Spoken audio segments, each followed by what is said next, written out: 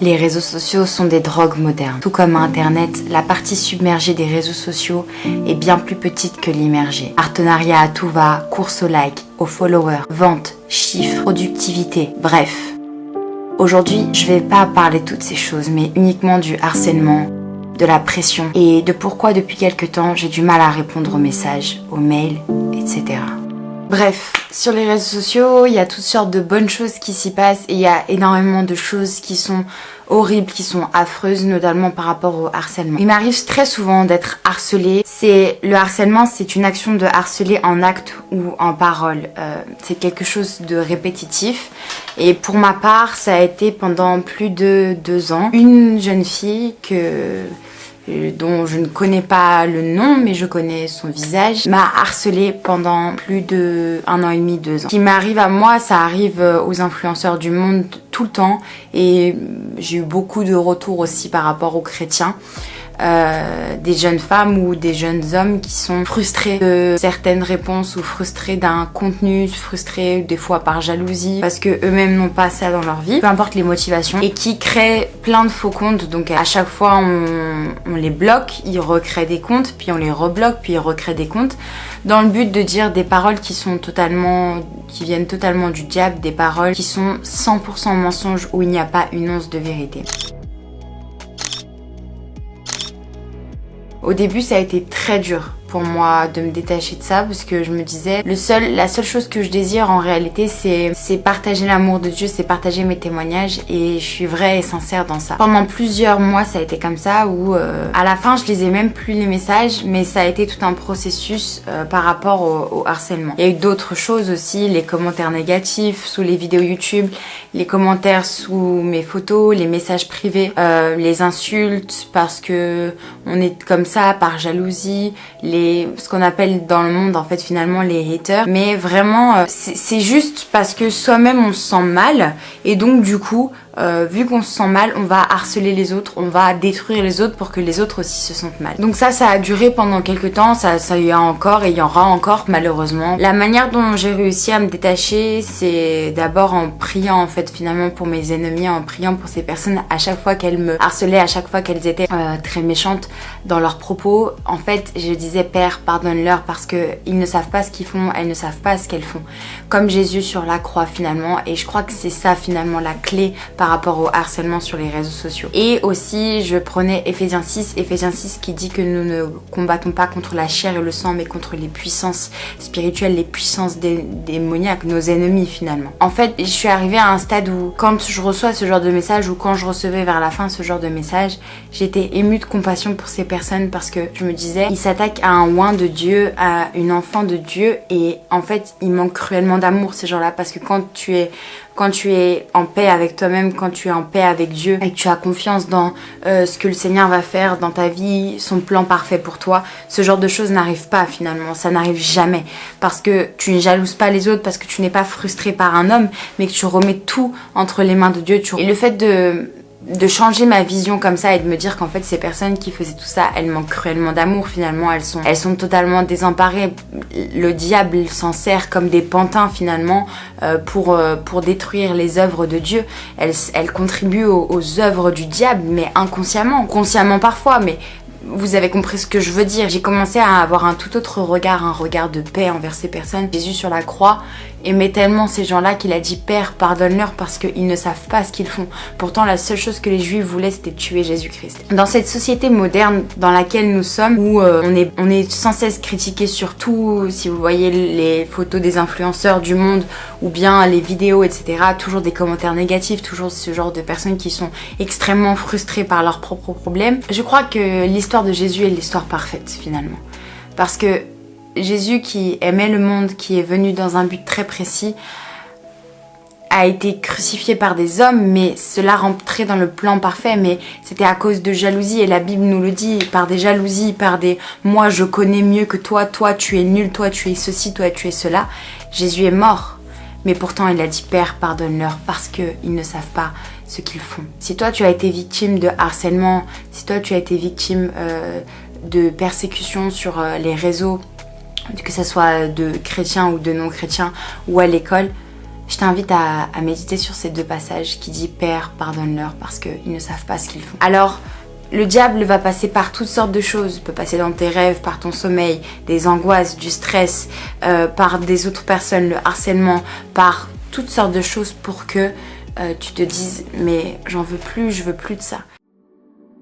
Il y a un deuxième point que je voulais aborder dans cette vidéo, c'était par rapport aux messages privés. Je reçois énormément de critiques et de messages qui se plaignent que je réponds pas aux messages privés. Je vais vous expliquer quelque chose. Premièrement, je tiens vraiment à m'excuser pour ce qui va être dit. Je tiens vraiment à m'excuser pour ces messages sans réponse. Je vous assure que si je pouvais, je le ferais. En 2015, quand j'ai commencé donc toutes mes pages, je répondais à chaque message parce que c'était hyper important, chaque âme était importante et même vous pouvez le découvrir quand j'ai fait mon interview avec Clément, je le dis clairement, je dis qu'il faut que je passe du temps à répondre à chaque message. Quand je suis rentrée de Jeunesse en Mission, je me suis beaucoup égarée dans qui j'étais moi-même et en même temps il y avait cette montée par rapport aux réseaux sociaux et j'ai commencé à recevoir, honnêtement je reçois entre 100 et 200 messages quotidiennement de personnes qui ont besoin cruellement de Dieu, qui ont besoin cruellement de Jésus-Christ. Mais c'est les mêmes problèmes qui reviennent très régulièrement, ça tourne autour des mêmes sujets. J'ai dit, Seigneur, je recevais tellement de messages que je passais plus de temps à répondre aux messages et à être sur Instagram, même si c'était pour la gloire de Dieu, que dans mon intimité personnelle avec le Seigneur.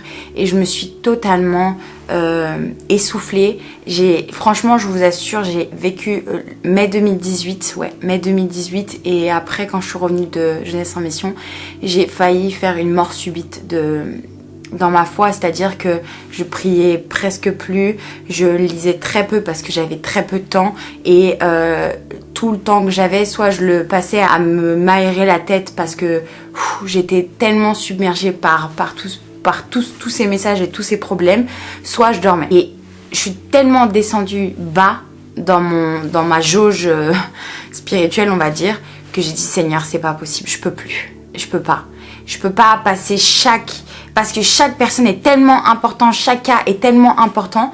J'ai dit Seigneur, je peux pas, c'est impossible même humainement parlant, quand vous recevez 100 à 200 messages par jour, sur toutes les pages confondues, c'est impossible de répondre à tous. C'est vrai que quand on vit pas le truc, on n'imagine pas, mais tous ceux qui reçoivent, il y en a qui reçoivent encore pire de messages, ils vont vous dire c'est impossible, tout seul c'est impossible. Si j'avais une équipe, oui, mais je suis toute seule.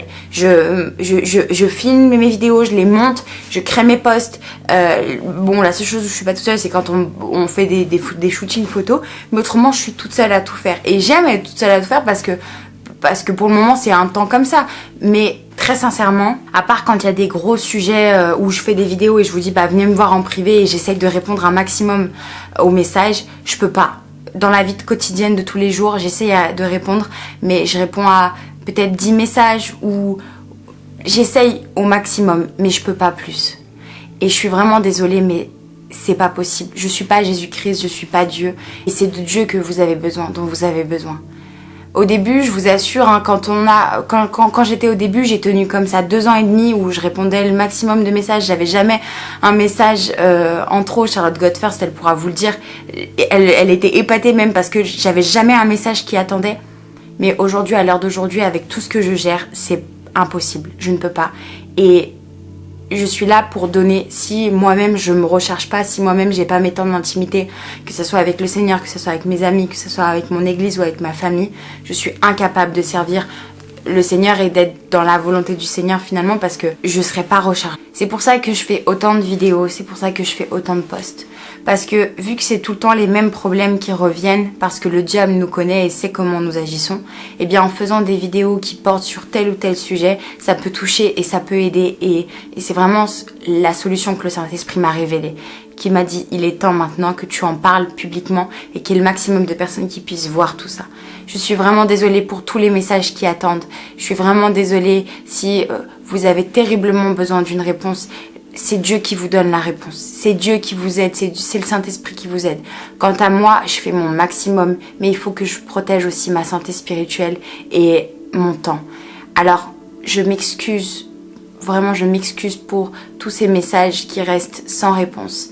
Mais dans la situation dans laquelle je suis aujourd'hui, avec tout ce que je reçois, il m'est impossible pour me protéger moi-même, protéger ma foi et protéger et garder du temps, il m'est impossible avec tout ce que je fais de répondre aux messages. Les réseaux sociaux c'est bien et c'est important de les utiliser pour la gloire du Seigneur.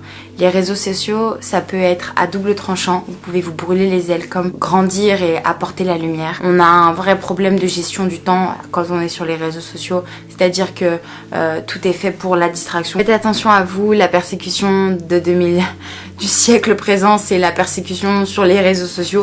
Avant, ils se faisaient lapider ou alors ils se faisaient couper la tête. Et ben nous, c'est une persécution liée au mental, liée à l'harcèlement. Et je voulais partager ça avec vous dans cette vidéo aujourd'hui. J'espère que ça fortira beaucoup d'entre vous.